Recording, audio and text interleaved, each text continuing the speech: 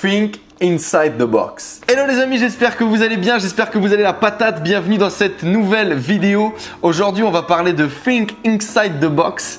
C'est un chapitre du livre Blueprint Marketing que j'ai lu ici au Québec. Je suis toujours dans mon périple là, en Amérique du Nord. Et puis, je vous avais déjà fait une première vidéo sur ce livre. Et là, je viens de tomber sur un chapitre intéressant, Think Inside the Box. Et je me suis dit qu'on allait en parler. Alors, comme d'habitude, si tu veux recevoir toutes les vidéos sur l'entrepreneuriat, sur le business, sur mes voyages, tu peux cliquer là sur s'abonner pour ne rien rater. En plus, c'est gratuit, alors profites-en. Tu peux cliquer ici ou là pour télécharger mon programme de coaching, les 6 secrets pour réussir jeune dans l'entrepreneuriat. C'est vraiment tout ce qu'il faut que tu saches en termes de mindset pour booster tes résultats et développer ton entreprise. Alors pourquoi est-ce que je trouve que ce chapitre à lui tout seul méritait de vous faire une petite vidéo? C'est intéressant. Think Inside the Box, c'est à l'opposé de ce qu'on se dit dans le business, dans tout ce qui est marketing, growth hacking, internet, startup, etc. On dit toujours think outside the box, il faut penser à l'extérieur de la boîte, être différent, penser différent de ce que pense la masse, être plus créatif. Et lui, il nous fait un chapitre qui s'appelle Think Inside the Box. Et déjà, dès le titre du chapitre, je savais que ce chapitre allait m'intéresser parce que justement, ça nous attire. C'est controversé avec ce qu'on pense, avec ma vision des choses. Donc, du coup, ça m'attire. Donc, du coup, je veux en savoir plus. Et indirectement, c'est un titre putaclic du coup. C'est-à-dire que le titre m'a donné envie de cliquer et de lire. Et ça, voilà, la leçon que je voulais vous partager de ça, c'est pensez potentiellement à faire des choses qui vont choquer votre auditoire. Pensez à faire des choses qu'ils n'ont pas l'habitude de voir. Et justement, si on dit tout le temps think inside the box, think outside the box, là on va dire think inside the box. On va expliquer pourquoi. Bien évidemment, il faut un contenu qui soit en cohérence avec le titre.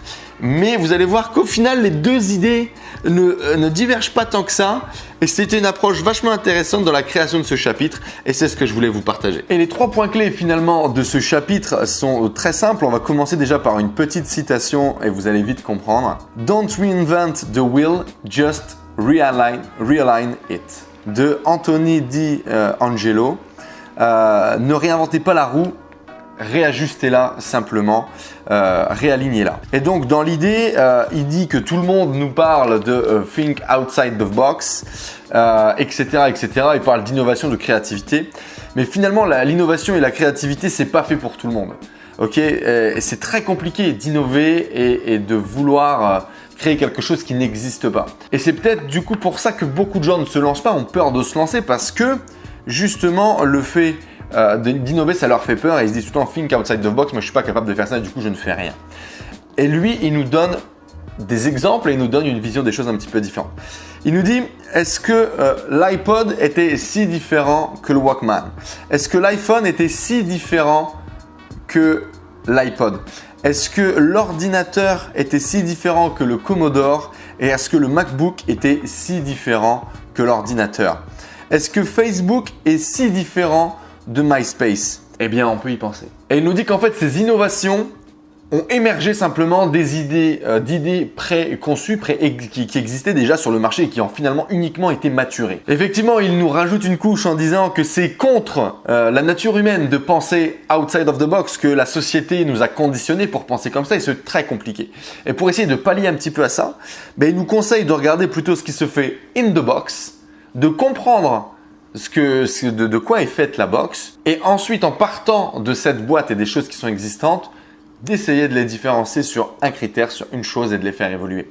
Et effectivement, là, il nous a donné les exemples d'iPhone, d'Apple, etc., de Facebook, mais il y a beaucoup de business qui finalement, c'était parti d'un business existant.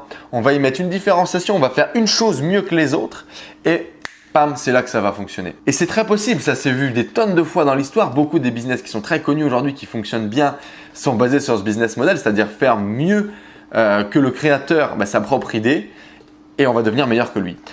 Parce qu'en plus, on a déjà le feedback, on peut voir ce qui a fonctionné, ce qui n'a pas fonctionné, on peut l'améliorer et du coup le développer. Et c'est vraiment ça qu'il nous dit.